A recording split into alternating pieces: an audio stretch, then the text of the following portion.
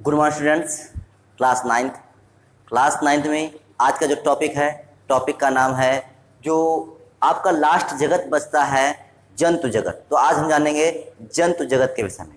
देखिए, जंतुओं को तो आप जानते होंगे कि जैसे कोई भी है, बंदर, बिल्ली, कुत्ता, शेर, जितने भी इस पृथ्वी पर जितने भी जंतु पाए जाते हैं वो सब जंतु जगत के अंतर्गत आते हैं। तो बस हमें यहाँ पर उन जंतुओं के ही लक्षण के विषय में जानना है। ठीक, जैसा कि हमने पिछले वीडियो में बताया था कि जिसमें कोशिका भित्ति पाई जाए अर्थात जिसमें सेल वॉल पाई जाए वो प्लांट होंगे अर्थात वो पौधे होंगे, और जिसमें कोशिका भित्ति नहीं पाई जाए वो सब क्या होंगे, वो सब जंतु में आ जाएंगे। ठीक, तो आइए जानते हैं कि जंतु जगत क्या होता है। तो वीडियो शुरू करने से पहले अगर आप हमारे चैनल पर नए हैं तो चैनल को सब्सक्राइब कर लें, बेल आइकन को दबाएं ताकि आपको वीडियो के नोटिफिकेशन मिल सके। तो चलिए शुरू करते हैं। जंतु जगत। जिन बहुकोशिकी यूकैरियोटिक जीवों में कोशिका भित्ति नहीं पाई जाती है उन्हें इस जगत में रखा गया है। देखिए, बहुकोशिकी क्योंकि जंतु कैसे होते हैं, बहुकोशिकी होते हैं। कुछ जंतु एक कोशिकी होते हैं तो हमने उनको प्रोटिस्टा जगत में पढ़ लिया था, जैसे अमीबा, पैरामीशियम वगैरह।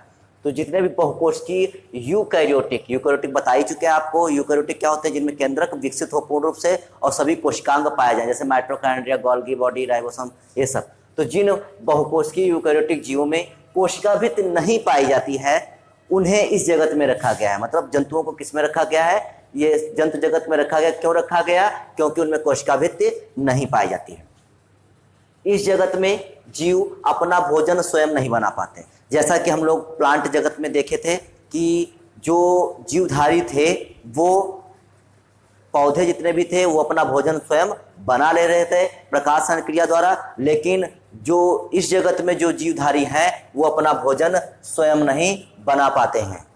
ठीक, स्वयं नहीं बना पाते मतलब ये नहीं है किचन में भोजन पकाया है, वो नहीं, मतलब ऐसे प्राकृतिक रूप से अपना भोजन स्वयं बना। जैसे पौधे हैं प्रकाशन के द्वारा अपना भोजन निर्माण कर लेते हैं, लेकिन जंतु तो ऐसा कर नहीं पाते हैं। वो तो डायरेक्ट और इनडायरेक्ट, कहें तो प्रत्यक्ष और अप्रत्यक्ष रूप से तो पौधों से ही भोजन करते हैं। जैसे अगर कोई जंतु किसी जंतु को खा रहा है, जैसे शेर बकरी को खा रहा है, तो वो अप्रत्यक्ष रूप से अपना भोजन पेड़ पौधों से प्राप्त कर रहा है। जैसे शेर पेड़ पौधों को तो खाता नहीं है, लेकिन बकरी तो पेड़ पौधों को खाती है। तो जब बकरी पेड़ पौधों को खाएगी तभी तो वो जीवित रहेगी, और जब बकरी को शेर खाएगा तब भी वो जीवित रहेगा।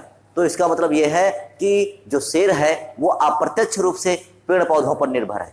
पेड़ पौधे समाप्त, बकरी समाप्त, बकरी समाप्त तो शेर, बाघ सब अपने आप समाप्त हो जाएंगे। तो जो जंतु होते हैं वो प्रत्यक्ष या अप्रत्यक्ष रूप से पेड़ पौधों पर निर्भर रहते हैं। ठीक, तो वही लिखा हुआ है कि इस जगत के में जीव अपना भोजन स्वयं नहीं बना पाते। अतः इस जगत के सभी जीव विषमपोषी होते हैं। विषमपोषी क्या होता है, विषमपोषी का मतलब होता है ये स्वपोषी भी मतलब परजीवी भी हो सकते हैं, ठीक, और मृतोपजीवी भी हो सकते हैं और सहजीवी भी हो सकते हैं। मतलब विषमपोषी किसी न किसी प्रकार से अपना भोजन वो प्राप्त कर लेंगे लेकिन स्वयं नहीं बनाएंगे। जंतुओं की संख्या बहुत अधिक होने के कारण इनको कई वर्गों में बांटा गया है। देखिए, इसमें बहुत प्रकार के जंतु पाए जाते हैं, तो उनके अध्ययन के लिए, हमें उनके अध्ययन में आसानी हो जाए तो उनके अध्ययन के लिए इस जंतु जगत को बहुत से वर्गों में बांट दिया, कई वर्गों में बांट दिया गया है। तो हम पूरा जंतु जगत जितने भी फाइलम दिए गए हैं सब पूरे फाइलम पढ़ेंगे इसमें। ठीक, तो आज केवल इतना ही बताएंगे।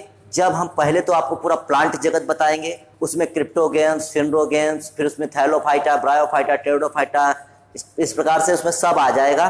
तो आप उसमें पूरे जगत के जितने भी प्रकार के प्लांट आते हैं सब जान जाएंगे। फिर उसके बाद हम जंतु जगत आपको बताएंगे, तो जंतु जगत में आपको हम पूरे जितने भी प्रकार के संसार में जीव जंतु आते हैं उन सबको फाइलम के द्वारा पढ़ा देंगे। तो आज केवल इतना ही, बाकी फिर नेक्स्ट वीडियो में। तब तक के लिए जय हिंद।